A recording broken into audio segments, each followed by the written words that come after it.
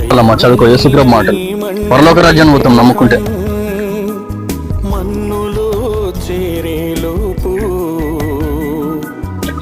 యేసుప్రభు మాటలన్నా చదువుకోండి. యేసుప్రభు మాటలు చదువుకోండి.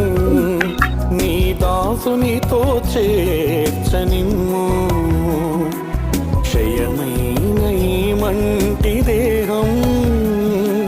ఈ భూమి శాశ్వతం కాదు కాబట్టి మనం బ్రతుకున్నప్పుడే తెలుసుకోరు.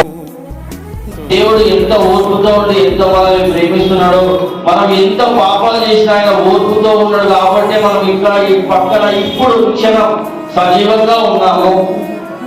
ఆయన కనుక మన పైన ఓర్పు లేకపోతే మనం చచ్చిపోతున్నాం. పోనీ ఇంకా మాట్లాడలే అవకాశం ఇస్తున్నాడు కాబట్టి ఇంకా బ్రతుకున్నాం. అలాంటి దేవుడి ఓర్పుని ప్రేమను మనలో ఉంచుకొని బ్రతికితే మాత్రం మన పరలోక రాజ్యం పక్కా. ఒక్క నిమిషం ముందు ఏమైందో మనకు తెలియదు.